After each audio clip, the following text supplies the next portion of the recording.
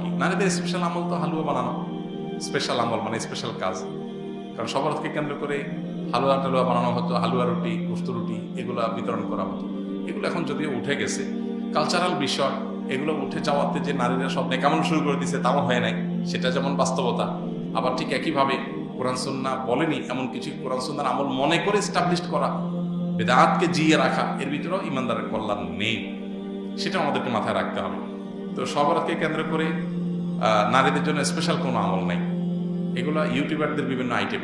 প্রশ্ন ইউটিউবাররাই ধরাইছে কিনা কি জানে, যে থাম্বনেল দিবে শবরাতমূলক মা বোনরা এই আমল ছাড়বেন না, হ্যাঁ, এরকম একটা ডাহা মিথ্যা কথা লিখে থাম্বনেল দিয়ে দিবেন, মহিলারা সব ক্লিক করবে, হিট হবে, মানুষ বেশি দেখবে, আপনি প্রশ্ন ধরাই দিলেন। তো এর মাধ্যমে আপনি একটা ভুল ধারণাকে সমাজে, সবাই তার ক্লিক করবে না, অনেকে মনে করবে আচ্ছা তাহলে স্পেশাল আমল মনে হয় আছে। আবার অনেকে বলবে যে না এই মৌলবী এটা ভুল কথা বলে গেছে, স্পেশাল আমল তো নাই, সে তো ভিতরে দেখবে না কি আছে। তো এই জন্য ইউটিউবার ভাইরা আল্লাহকে ভয় করা উচিত। সামান্য ভিউয়ের জন্য মিথ্যা কথা, 2 নাম্বারি করা, হ্যাঁ, এবং চালাকি করা, এগুলো অনুচিত কাজ। সালাম দিলে 90 নেকি এবং উত্তর দিলে 10 নেকি, কথাটা সহি কিনা? এটাও বহুল প্রচলিত একটি গায়রে সহি কথা। সালাম দিলে 90 নেকি, সালামের উত্তর দিলে 10 নেকি, এরকম এইভাবে কোনো হাদিসে বিশুদ্ধভাবে সাব্যস্ত হয়। যেটা আছে সেটা হলো কেউ যদি আসসালামু আলাইকুম বলে তাহলে সে 10 নেকি পাবে, ওয়া রাহমাতুল্লাহ যদি বলে আরো 10 নেকি যোগ হবে, ওয়া বারাকাতুহু বললে আরো 10 নেকি যোগ হবে, তাহলে মোট কত হলো? 30। এটা হাদিস দ্বারা সাব্যস্ত।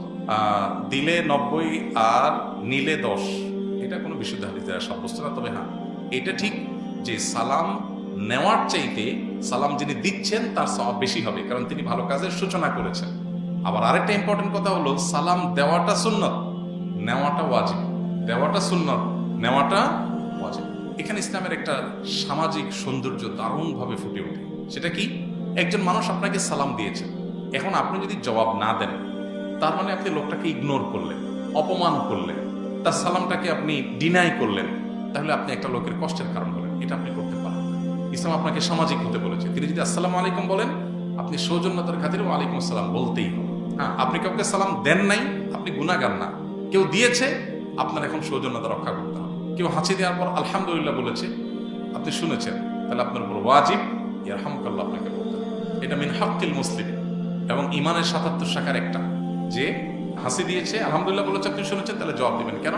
কারণ লোকটা হাসি দিয়ে যখন আলহামদুলিল্লাহ বললো এবং আপনি শুনতে পেয়েছেন, তাহলে সেক্ষেত্রে আপনি রিপ্লাই করার অপশন যেহেতু আছে, রিপ্লাই যদি না করেন, ব্যাপারটা হলো আপনি অসৌজন্যতামূলক আচরণ করলেন, তাকে আপনি ইগনোর করলেন, অপমানিত করলেন। এটা করতে পারেন না।